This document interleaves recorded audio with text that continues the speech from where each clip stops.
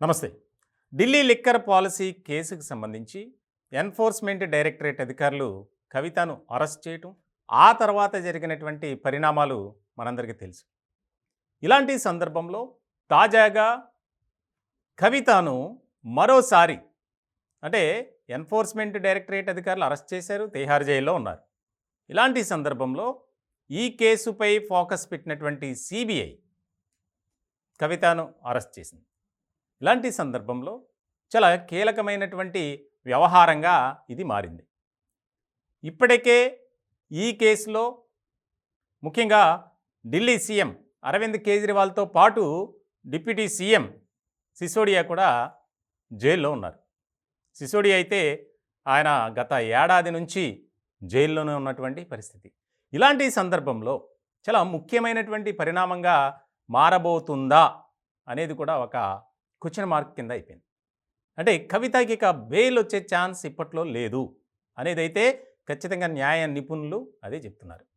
దీనికి సంబంధించి ఈ ఢిల్లీ లిక్కర్ పాలసీ రూపొందించడంలో దానికి సంబంధించినటువంటి కవితకు లబ్ధి చేకూరే విధంగా ఆమె కొన్ని కార్యకలాపాలు చేశారు, దానికి సంబంధించి బెదిరింపులకు కూడా పాల్పడ్డారు అనేది సిబిఐ ప్రధానంగా ఆరోపిస్తున్నటువంటి పరిస్థితి.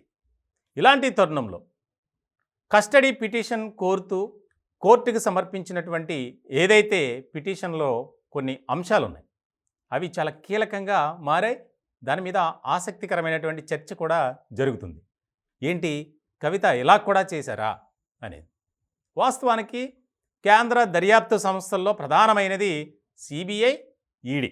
ఇలాంటి తరుణంలో ఈడీ కూడా అన్ని ఆరోపణలు కవితపై చేయలే. కానీ కేంద్ర దర్యాప్తు సంస్థల్లో కీలకమైనది సిబిఐ. సిబిఐ ఇప్పుడు కవితపై అనేక రకాలుగా ఆరోపణలు, అలాగే దానికి సంబంధించినటువంటి ఆధారాలను కూడా కోర్టుకి సమర్పించింది.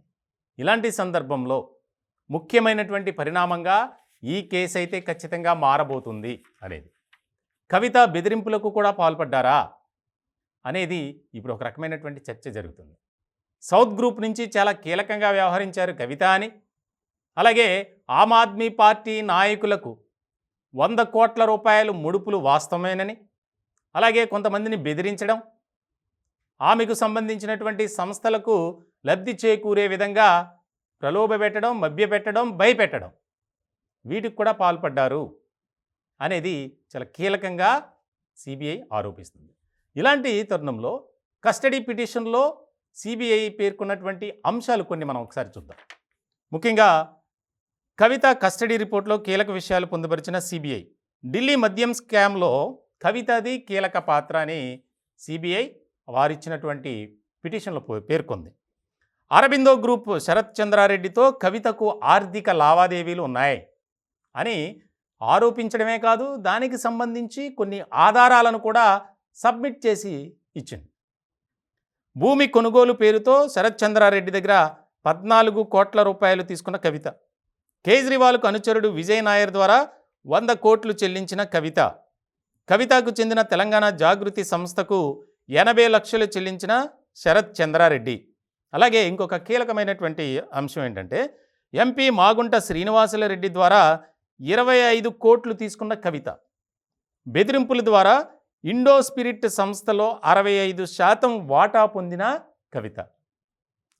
శరత్ చంద్రారెడ్డిని కవిత బెదిరించారని కస్టడీ రిపోర్ట్లో పూర్తి ఆధారాలతో సహా సిబిఐ పొందుపరిచింది. సాధారణంగా ఈ యొక్క కేంద్ర దర్యాప్తు సంస్థలైనటువంటి సిబిఐ కానీ ఈడీ కానీ ఏ రకమైనటువంటి దూకుడుగా ఉంటుంది అంటే, వారు సేకరించినటువంటి ఆధారాలు కానీ విచారించినటువంటి సాక్షుల తాలూకు కంప్లీట్గా వారి దగ్గర ఇన్ఫర్మేషన్ పెట్టుకొని ముందుకు వెళ్తారు.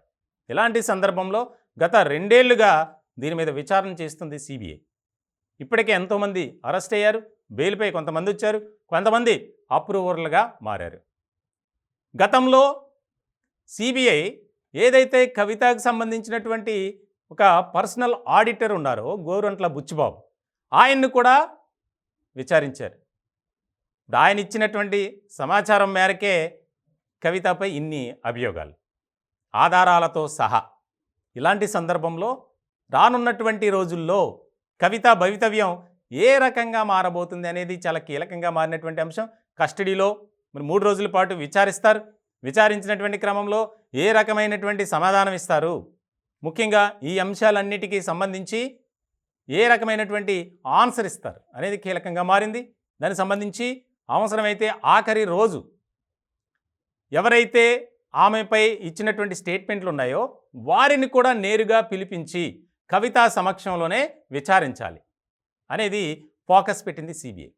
దీనికి సంబంధించి చాలా కీలకమైనటువంటి పరిణామంగా మారుతుంది. ఇప్పటికే సిబిఐ అరెస్టును తప్పుబడుతూ కవిత తరపు న్యాయవాదులు రౌజ్ అవెన్యూ కోర్టులో వాదనలు వినిపించారు.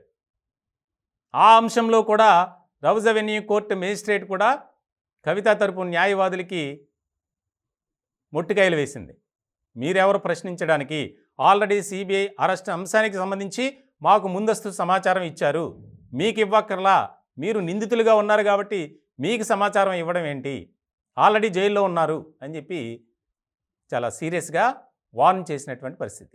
ఇలాంటి తరుణంలో చాలా కీలకంగా మారబోతుంది, అలాగే క్లిష్టంగా కూడా మారబోతుంది. కవిత ఏ రకమైనటువంటి ఆన్సర్ ఇస్తారు అనేది ముఖ్యమైనటువంటి పరిణామంగా మారింది.